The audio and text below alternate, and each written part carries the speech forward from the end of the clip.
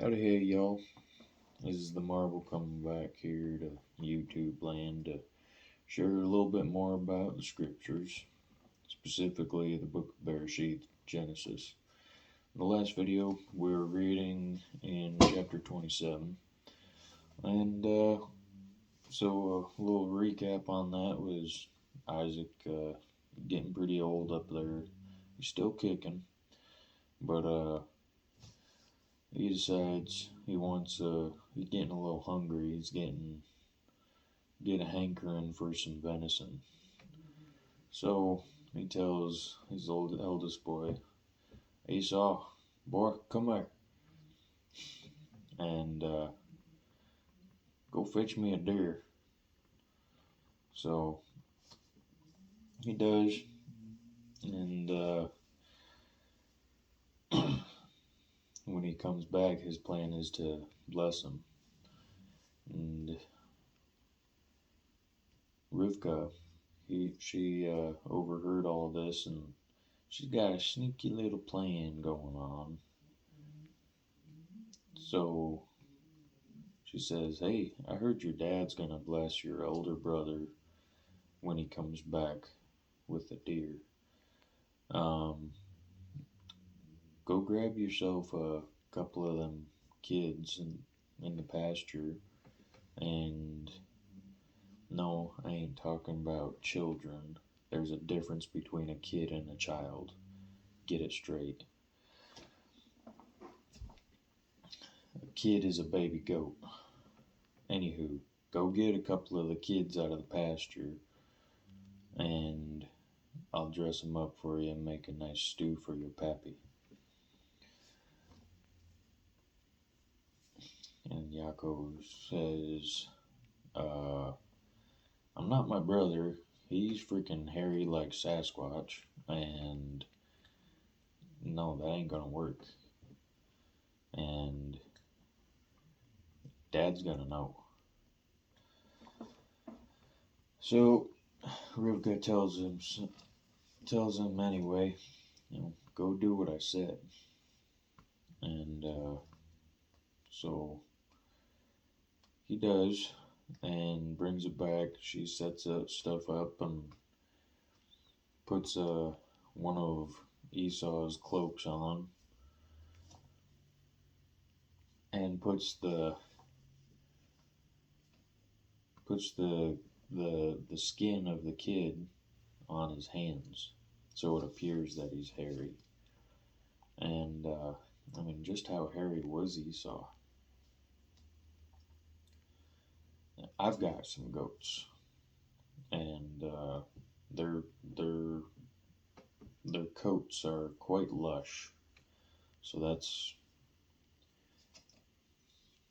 if you got that much hair on you, that's saying something, Anyway, he goes and says, "Hey Dad, I came back with the venison. Now sit up so you can eat and bless me." So he's going on trying to fool his dad, and eventually, supposedly,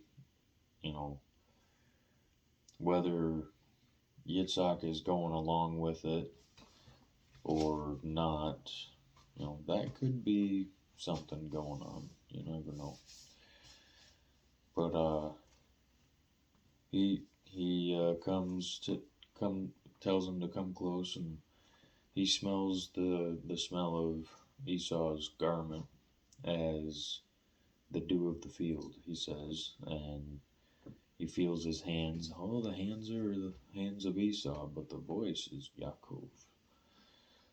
And he says he discerned him not. He didn't tell the difference. So he blessed him with a very pronounced blessing. And so he goes and heads out, and literally the moment he heads out, Esau's coming in with the venison, and "Let my father arise so he may eat of his son's venison and bless me." And Yitzhak's like, who the heck are you? And so he finds out he blessed the wrong son, and Esau is pissed. I mean, downright red pissed. Anyway, pun intended. So he's planning to kill his brother, and so this goes on, and Rivka's like, I don't know about this. So he tells Yaakov, take a hike, go see my family. And so he does.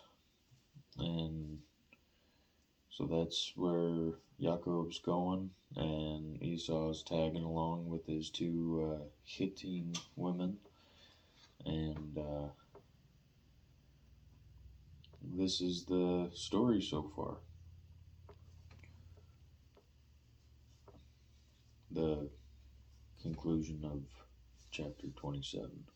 So, starting off with chapter 28 in the book of Bere'shiyth, Genesis. And Yitzhak called El Yaakov and blessed him and charged him and said unto him, You shall not take a woman of the daughters of Canaan. Arise, go to Padan Aram, to the house of Bethuel your mother's father, and take you a woman from thence, and the daughters of Laban your mother's brother. And El Shaddai bless you, and make you fruitful, and multiply you, that you may be a multitude of people, and give you the blessing of Abram to you and to your seed, that with you may inherit the land wherein you are a stranger, which Elohim shall give you, or which Elohim gave unto Abraham. And Yitzhak sent away Yaakov, and he went to Padan Aram unto Laban, son of Bethuel the Syrian, the brother of Rivkah, Yaakov's and Esau's mother. When Esau saw that Yitzhak had blessed Yaakov, and sent him away to Padan Aram to take him a woman from thence, and that he had blessed them, and gave him a charge, saying, You shall not take a woman of the daughters of Canaan, that Yaakov obeyed his father and his mother, and was gone to Padan Aram. And Esau, seeing that the daughters of Canaan pleased not Yitzhak his father, then went Esau unto Ishmael, and took unto the women which he had Melechah, the daughter of Ishmael, Avram's son, the sister of Nebaioth, to be his woman. And Yaakov went out from Beersheba, and went toward Haran, and lighted upon a certain place, and tarried there all night, because the sun was set. And he took of the stones of that place, and put them for his pillows, and lay down in that place to sleep. And he dreamed, and behold, a ladder set up on the earth, and the top of it reached to heaven, and behold, the angels of Elohim ascending and descending on it. And behold, Yahuwah stood above it, and said, I am Yahuwah Elohim of Abraham your father, and the Elohim of Yitzhak.